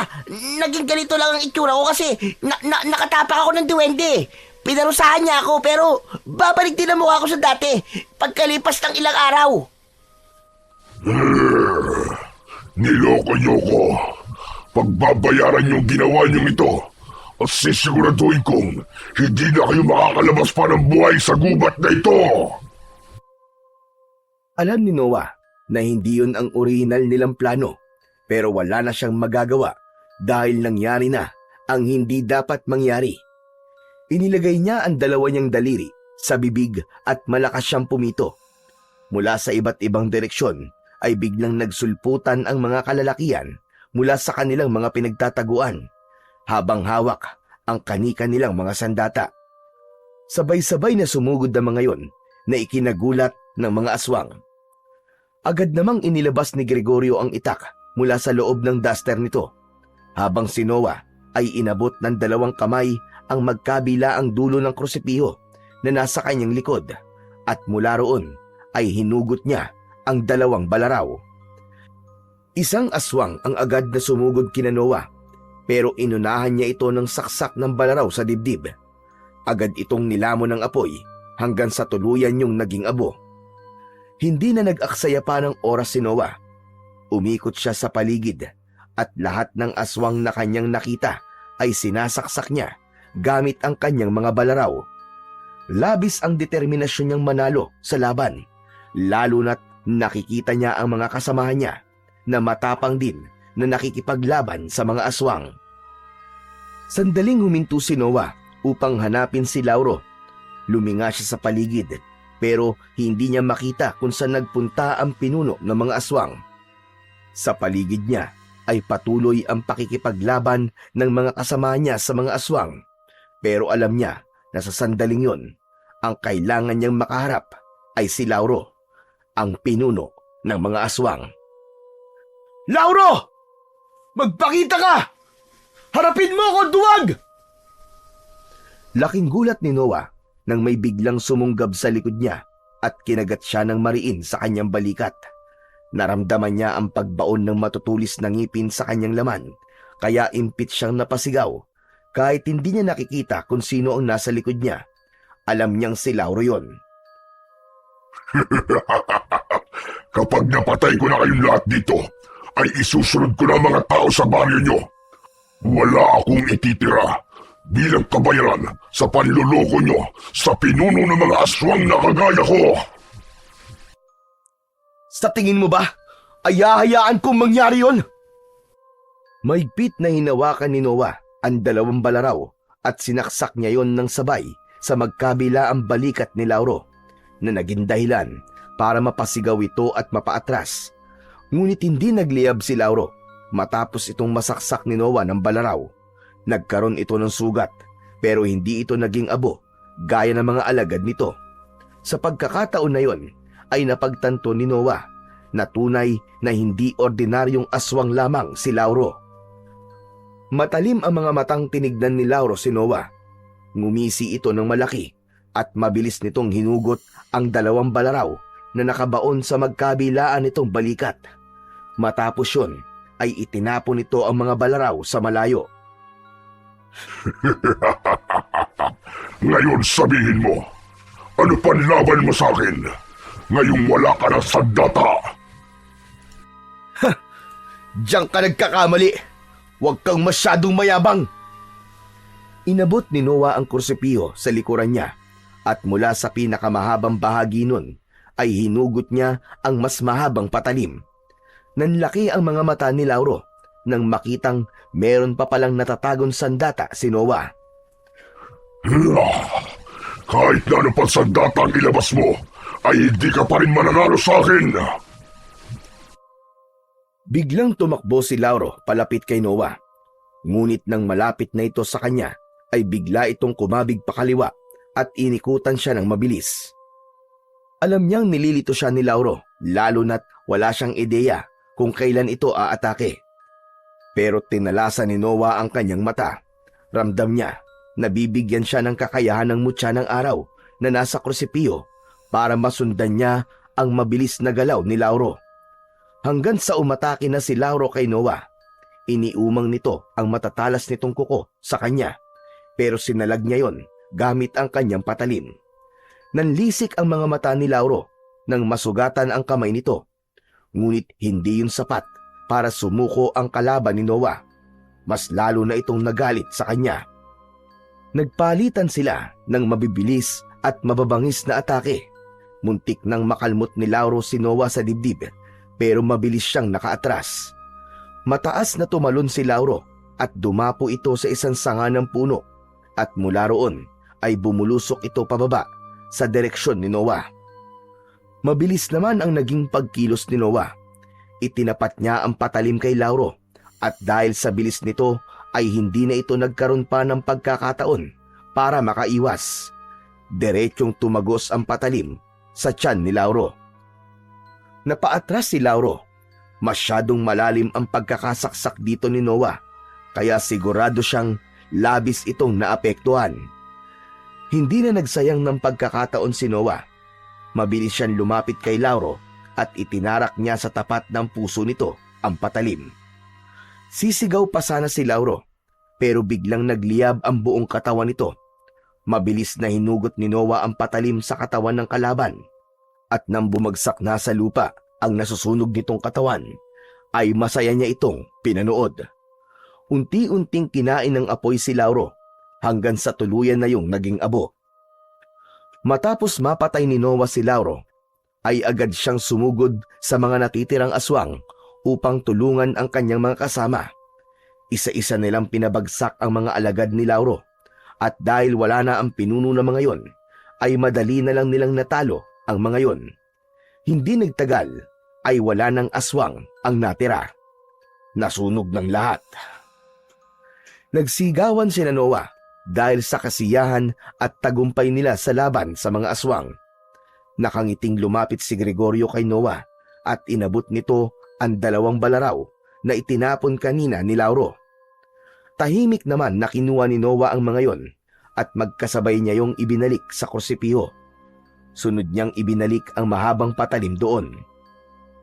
Hindi nagtagal doon sina Noah at nagsimula na silang maglakad palabas ng kagubatan. Hindi na sila makapaghintay na sabihin sa mga tao sa baryo nila na ligtas na silang lahat sa banta ng mga aswang at wala na silang dapat na ikatakot. Matapos na magtungo sa baryo nila, ay sunod na nagpunta sina Noah at Gregorio sa bahay ni Mang Andres. Pagpasok nila sa kubo ng matanda, ay nakita nila na nagdadasal sina Mang Andres at Clara. Naramdaman ng mga ito ang presensya nila, kaya agad na tumayo ang dalawa sa pagkakaluhod at sinalubong sila. Wala na. Tapos na. Napatay na namin si Lauro at wala na rin natira sa mga alagad niya. Kaya malaya ka na, Clara. Malaya na rin ang baryo namin. Agad na tumingin si Clara kay Gregorio. Napansin ni Noah ang kakaibang ningning sa mga mata nito. Tila hindi nakapagpigil si Clara at mahigpit nitong niyakap si Gregorio. Akala ko hindi na ulit kita makikita, Greg. Salamat sa Diyos at buhay ka. Napatingin si Noah sa dalawa at napakunot ang noo niya. Sandali nga lang. Kayong dalawa? May hindi ba kayo sinasabi sa akin, ha? Biglang lumuwag ang pagkakayakap ni Clara kay Gregorio. Napaatras ito at napayuko. Si Gregorio naman ay napakamot sa batok at umiwas ng tingin kay Noah. Aba, Noah, hindi mo ba alam? Palaging magkausap ang dalawang yan habang naglalakad dito sa gubat. Walang Jo. Ang tinik mo rin talaga no, Gregorio? Pero di bale, saka na natin pag-usapan yan. Ang mahalaga ay buhay tayong lahat at ligtas na ang baryo natin at si Clara mula kay Lauro at sa mga alagad niya. Maraming salamat, Noah. Huwag ka lang sa akin magpasalamat, Clara. Hindi ko yun magagawa kung wala si Gregorio, ang mga kalalakihan sa baryo, at ang krusipiyo ni Father Sebastian. At syempre, ang mutya ng araw ni Mang Andres at sa pagtuturo niya sa akin. Pero hindi natin maitatanggi na napakalaki ng ambag mo sa pagkapanalo natin laban sa mga aswang, Noah. Sigurado ko na kung nasaan man si Sebastian ngayon, ay masayang-masaya siyang nakatingin sa iyo at labis kanyang ipinagmamalaki. Hindi napigilan ni Noah ang mapaluha nang mabanggit ni Mang Andres si Father Sebastian. Naniniwala si Noah na kahit wala na si Father Sebastian, ay patuloy pa rin siya nitong ginagabayan sa lahat ng bagay, lalo na habang nakikipaglaban sila kanina sa mga aswang. Makalipas ang ilang araw, ay tuluyan ng bumalik sa normal ang takbo ng buhay sa baryo ni Noah. Pinili ni Clara na manatili roon at hindi na rin nito inilihim ang relasyon nito kay Gregorio. Samantala, si Noah ay piniling tahakin ng landas ng pananampalataya. Isa yung desisyon na bunga ng kanyang paghanga at pasasalamat kay Father Sebastian. Sa loob ng seminaryo ay mas pinanday niya ang kanyang pananalig, lakas ng loob at malasakit sa kapwa. Makalipas lamang ang ilang taon, bumalik si Noah sa kanilang baryo bilang bagong pari sa simbahan nila roon.